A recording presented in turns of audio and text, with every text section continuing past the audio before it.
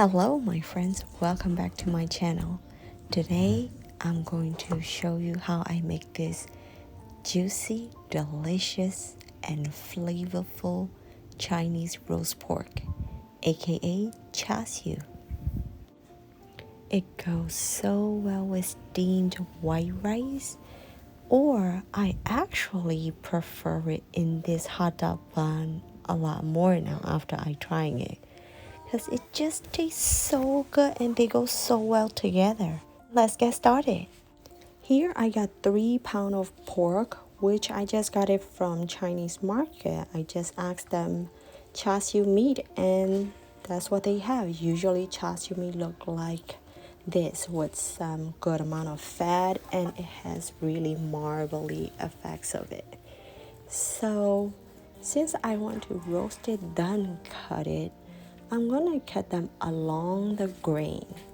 That way after I roast it, I can cut it against the grain before serving. And I like to cut these kind of soft excess fat as much as I can because the meat already got more than enough fat in it. And I don't even use any oil to cook it. You'll see how much fat it'll come out after we cook it down. With how much I'm making with the pot that I'm using, I'll have to cut these beautiful strips in half. But whether you keep it long or short is fine. Then I'm gonna poke them with fork on both sides. Since I am not marinating them overnight, I want to poke little holes so the meat will get all the flavors from the sauce that we're gonna marinate in. And please try to marinate it at least 30 minutes to an hour.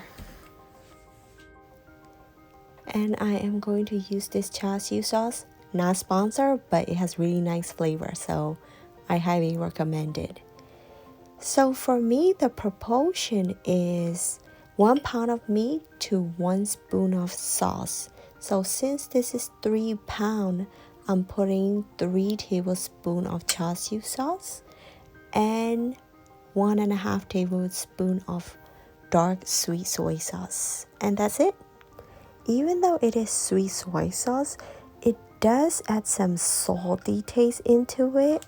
And if you don't want the color or if you don't like it a little more on the salty end, you don't have to put it. It's optional.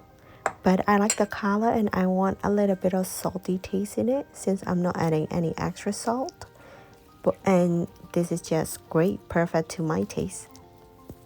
Then I make sure every piece of the meat is covered in sauce, and then I massage this meat in the sauce for at least about 10 minutes before I leave it to marinate for 30 minutes to an hour.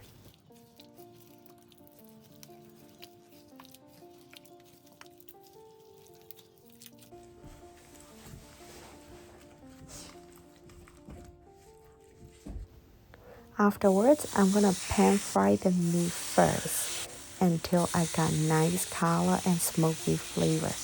This is not traditional method. This is just my way of making it. Because I like my meat to be juicy and I want them to stay in shape.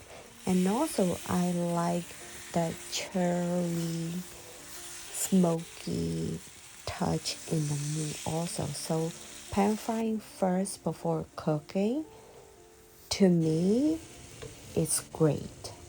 Even though it's roasted pork, the way I cook has very little roasting because I'm gonna boil these meat in with the water almost covering all of them for about 1 hour. That way it will make the meat juicy and tender.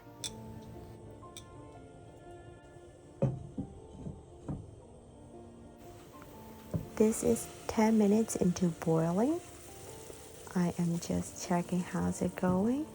It's boiling a little too much, so I'm gonna lower the heat and then I'm gonna leave it boiling for at least 30 minutes.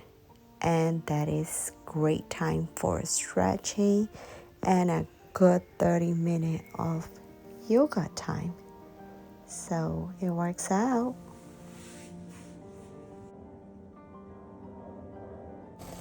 After boiling it for about 30 minutes, you want to flip it to the other side, and then starting about 45 minutes into boiling, you want to keep an eye on it because you don't want to burn all the good juices down. I usually like to leave about 7 or 8 tablespoons of juice in it to use it to make sauce with it. After cooling the meat down for a little bit, we're gonna make the honey glaze.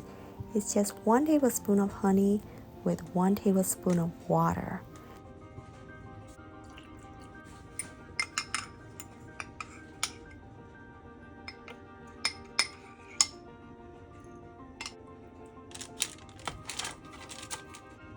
We're gonna drizzle them on top of the meat and then broil them in my air fryer at 400 degrees for 6 minutes on the side. Then we're gonna flip it to the other side and then broil it for another 4 minutes on the outside. So this was the leftover juice. Look at all the oil that come out of the pork fat. So I try to scoop this oil out as much as I can. I get about 5 tablespoons of oil.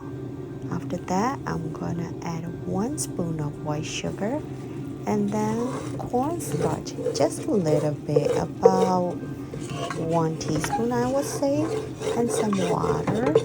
Just mix them in well, that way it will get that little gooey gravy like sauce.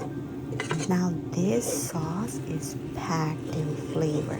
It has that smoky flavor, rich Char Siu flavor, but it's a little salty, so adjust to your taste. I do added a little bit of water and a little bit of sugar. Now it's just sweet, a little salty, and super flavorful.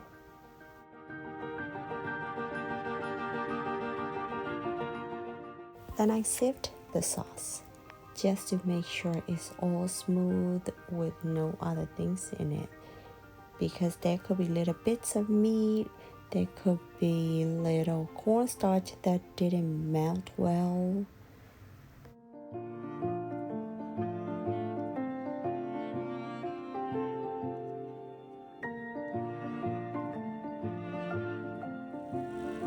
Now Char Siu are ready. Let them rest it for about 10 to 15 minutes before cutting, because the outside is a little crunchy. The longer you can rest the Char Siu, the better, because the cutting will come out a lot smoother. Half of it is going to my in-laws' place for Chinese New Year. Half of it, they were gone in one eating, guys. This one little sandwich for my daughter, which she loves it, and she is asking me to making it again already. So I might probably be making it tomorrow. And of course, you can't forget the sauce. It just complements the dish.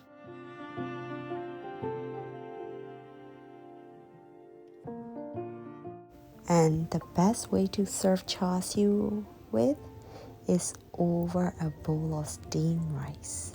I usually form a little cup inside to hold the Char Siu, so it will give that steam from the white rice and keep the meat even warm, you know? And then drizzle the sauce. You really don't need anything else if you have a bowl of this.